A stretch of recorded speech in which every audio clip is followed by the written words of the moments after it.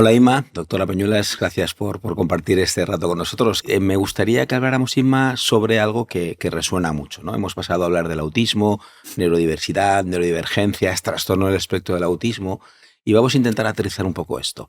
¿Qué es el autismo? ¿Qué sería el autismo? ¿Cómo lo definimos? Bueno, está definido, ¿no?, por así decirlo, como un trastorno del neurodesarrollo que tiene como características dificultades a la hora de relacionarse, dificultades a la hora de comunicarse y también un poco lo que es procesar la información del entorno. En esos contextos, pues bueno, cuando hablamos de dificultades a la hora de comunicarse o relacionarse, viene un poco por entender dobles sentidos, saber leer entre líneas o entender un guiño, un gesto. Luego también el autismo viene marcado por lo que denominamos intereses restringidos. Los intereses restringidos no solamente vienen por conductas, que pueden ser repetitivas, sino también pues, por temas concretos de interés. Y luego también, pues, a la hora de procesar el entorno, pues tienen lo que denominamos nosotros hipersensibilidad, ¿no? Pues a los ruidos, a las luces, a, pues, según qué ambientes, Tacto, ¿no? La ropa, claro, ¿no? al tacto, a las texturas, pues eso lo preguntamos mucho con la comida. Y claro, hacer una vida normal, como aquí estamos aquí en Madrid, moverte por el metro con esos ruidos o las luces que sean muy claras, pues dificulta Incluso a veces en muchísimo. la propia clase, ¿no? Con todos los Efectivamente. compañeros montando ruido, ¿no? Claro, y no solamente, o sea, a veces dices, bueno, es que son niños que no quieren comunicarse o que no tienen interés en comunicarse. No es eso, es simplemente que son niños que procesan la información de manera diferente y tenemos que entender todos un poquito cómo funciona. Pero no es que no quieran, es que hay veces que no pueden. Y fíjate, una de las cosas, ¿no?, que la gente a veces se queda un poco con la dificultad de que entender, ¿no? Cuando hablamos del autismo, ¿no? Ese síndrome de Kanner, como muy bien definido y demás, y ahora hablamos del trastorno del espectro del autismo, ¿no? Que es un poco diferente, ¿no?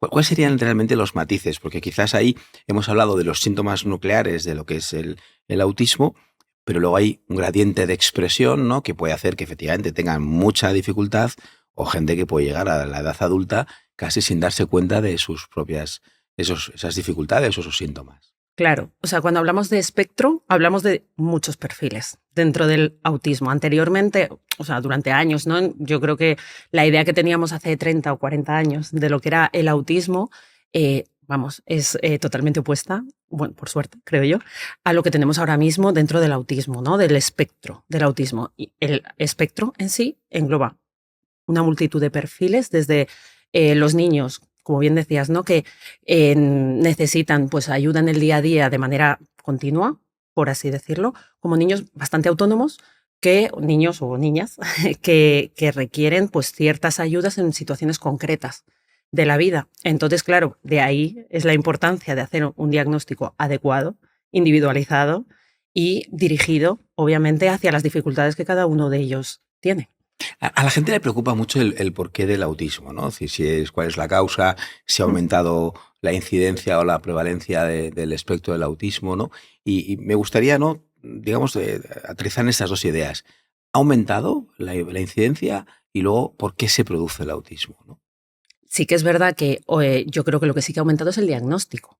Adiós, gracias. O sea, que se dice, ¿no? Porque anteriormente era más invisible o más tema tabú, quizás, hablar un poco de lo que era el autismo. Obviamente, el autismo en sí tiene una base genética que se conoce como tal, pero no se conoce el gen del autismo, sino que pueden ser múltiples causas genéticas que, además, sumadas al ambiente, pueden producir síntomas de autismo. Pero claro, un diagnóstico de autismo requiere muchas síntomas que nosotros denominamos nucleares. No quiere decir que ahora mismo todo el mundo, porque tengas uno de los síntomas del Porque sea un autismo, poco tímido, ¿no? Por claro, porque ejemplo. sea un poco tímido, porque le molesten un poquito los ruidos, porque le cueste relacionarse. Eso per se no es ser autista. Ahora no todos somos autistas. O sea, hay que cumplir o tener más criterio a la hora del diagnóstico. Eso es así. Y en ese sentido, hablamos de un trastorno del neurodesarrollo, ¿no? Entonces, a partir de aquí, ¿qué le podríamos explicar a la gente cuando entendemos, ¿no?, que esto es un síntoma o simplemente es una variante de lo que es algo propio de la edad, ¿no?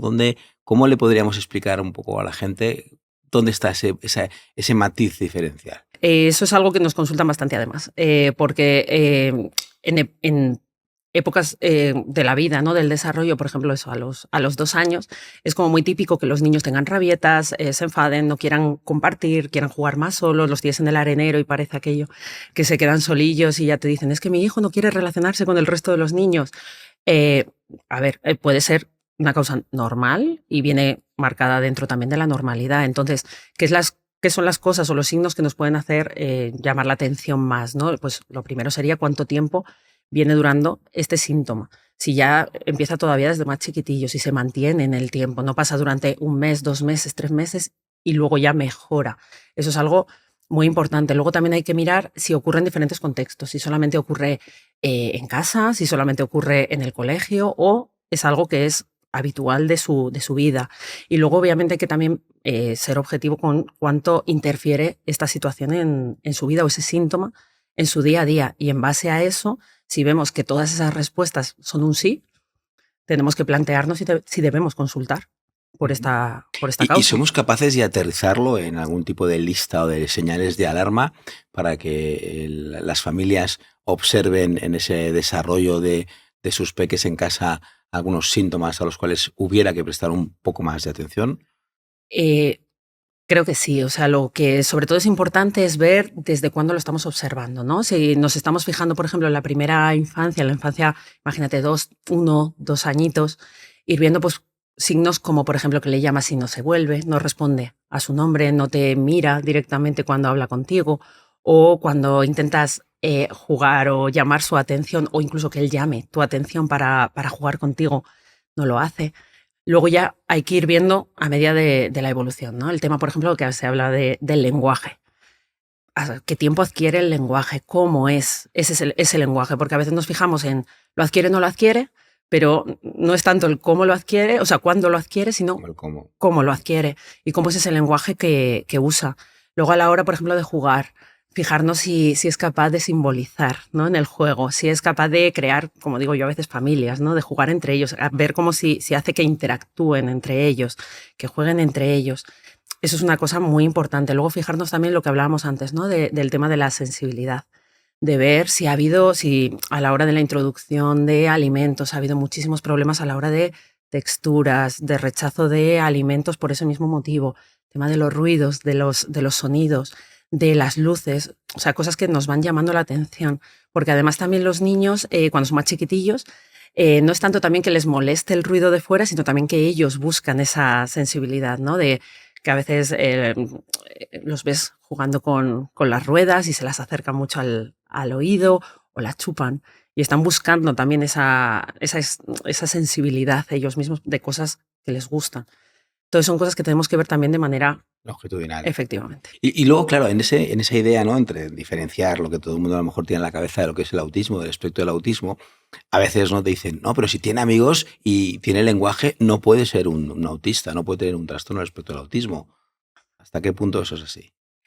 Hombre, una cosa no condiciona a la otra, está claro. Es justamente lo que hablábamos, ¿no? O sea, los chiquillos pueden desarrollar el lenguaje, desarrollarlo de una manera incluso normal, pero a la hora de interactuar, ahí viene la complicación. Dices, bueno, tiene amigos. Primero hay que ver cómo son esos amigos, ¿no? Cómo él entiende la relación que tiene con esos amigos. Porque muchas veces dicen, sí, he quedado, o sea, en el patio estoy hablando con X. Y luego le preguntas a la profesora y la realidad es que pues, le ha dado el balón a ese niño, ¿no? O le ha devuelto el balón. Y la realidad es que esa interacción no ha sido una relación social, lo que podríamos entender normativa o sana o empática, la habitual, ¿no? Empática, efectivamente, sino que es algo como muy puntual porque no llegan a entender bien lo que son esas relaciones sociales. Pero de repente llegamos a la adolescencia, ¿no? Y las normas y las rigideces se van todas al garete. ¿Y ahí qué les pasa a estos chicos? Pues bueno, Según el contexto, obviamente, ¿no? Y las capacidades de cada uno a la hora de aprender las normas sociales, entre comillas, aprender. Por ponerte un ejemplo, yo recuerdo que tenía una paciente que me decía, yo sé que cuando alguien se pone de una forma en concreto tengo que responder. Primero tengo que decir esto, segundo tengo que decir esto, tercero tengo que decir esto. Y es curioso porque eso es como... ese masking, ese enmascaramiento de los síntomas es más frecuente en las chicas que en los chicos. Efectivamente, es que las chicas, lo que vemos además habitualmente es que las llegan a nosotros mucho más tardíamente, porque han sido capaces de, pues bueno, de enmascararse, aprender, pero no interiorizar, ¿no? Efectivamente. Eso es algo como muy, muy habitual que creo que entre todos hablamos y bueno, y está descrito así, que las chicas tienen esa capacidad de enmascarar durante más tiempo su condición. Otra de las preguntas que recurrentemente nos hacen es en qué punto hay que evaluar, ¿no? Es decir, ¿cuándo es el mejor momento? ¿Se puede evaluar cuando tienen 2, 4 años? Como la gente se queda con la idea del neurodesarrollo diciendo, bueno, pues es que a lo mejor ya madura, ¿no? ¿En qué momento sería bueno parar y decir, algo no funciona, vamos a preguntar, vamos a evaluar esta historia? Está claro que desde que justo lo que estábamos hablando antes, ¿no? Cuando ya esas 3 preguntas que planteábamos previamente sean sí, hay que plantearse preguntar. Da igual que tenga 2, que tenga 3, que tenga 8. Quiero decir, lo importante es valorarlo. No quedarte con la duda de decir, uy, esto será cosa mía, no será cosa mía. Hay que intentar evaluar cuanto antes, la verdad.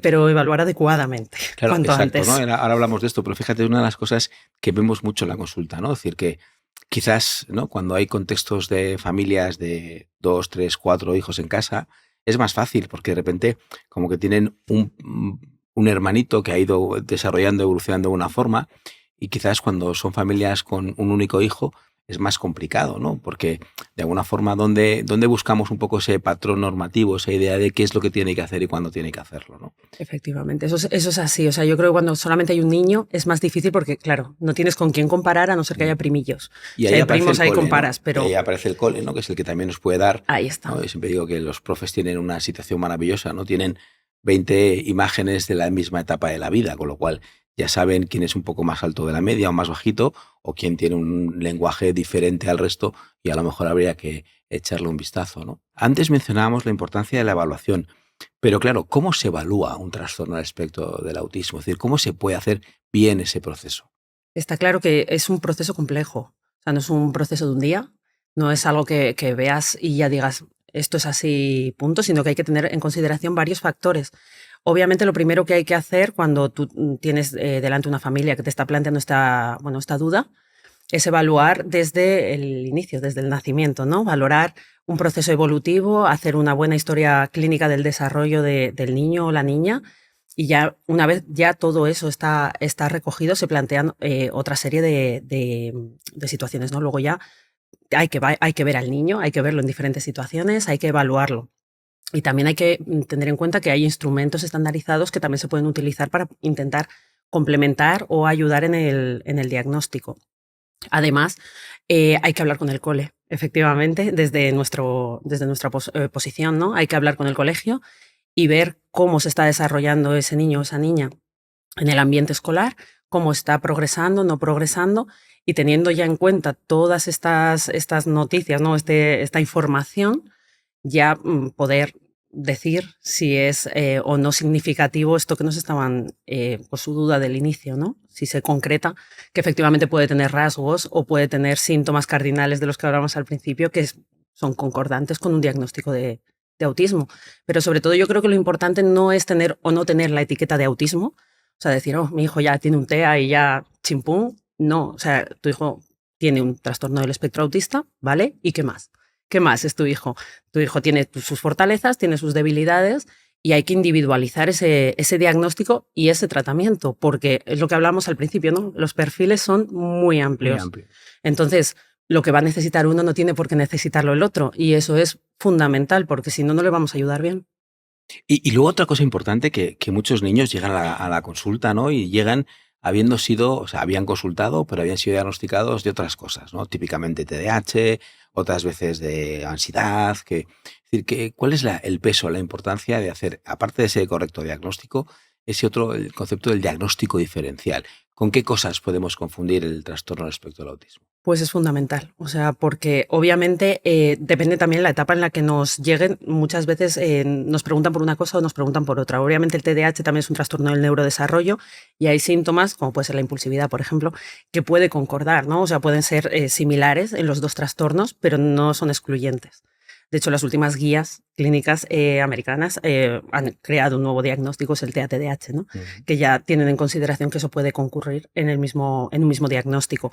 Pero obviamente un niño o una niña que tiene un trastorno del espectro autista no tiene por qué tener un TDAH y viceversa. Eso es importante. Y una vez que ya tenemos esa formulación, no solo el diagnóstico, sino también ese análisis de fortalezas, debilidades, ¿no? Analizar ese contexto amplio de esa personita que tiene sus dificultades. Sí. ¿Y ahora qué hacemos? ¿Ahora cuál es el plan? Pues el plan es, una vez ya sabemos de manera individualizada cuáles sus circunstancias personales, trabajar en ello. Quiero decir, hay que fomentar primero. Primero es la parte social, ayudarles a trabajar las habilidades sociales, la manera de ordenarse y plantearse en el mundo, con iguales, con profesores, en diferentes ambientes sociales. Obviamente eso se tiene que ir aprendiendo y trabajando. Luego hay que tener en consideración también el tema del colegio. Hay que ayudar al colegio a que, bueno, pues cómo ayudamos a este niño de manera particular y cómo podemos facilitarle un poquito el día a día. Por otro lado, hay que trabajar también con las familias. A las familias hay que acompañarlas. Aquí nadie nacemos sabidos. Nadie nacemos con todo el aprendizaje del mundo y hay que aprender de las circunstancias. Y además la vida es vida y como vida van a pasar cosas y hay que irse adaptando a las circunstancias porque obviamente un niño de 5 años no tiene las mismas necesidades que va a tener un niño de 14. Entonces tendremos que acompañar a las familias igualmente en todo ese proceso. Y obviamente la personita es lo más importante, porque luego también hay que ir viendo que a medida que vaya creciendo puedan aparecer esas comorbilidades que estábamos hablando, porque si tienen la capacidad que hablábamos antes, ¿no? De aprender situaciones, de aprender circunstancias, pues nos llegan un poquito tarde. Entonces, en esas ocasiones a veces nos vienen con síntomas ansiosos, con síntomas depresivos o otros síntomas que también habrá que ir tratando y ayudando.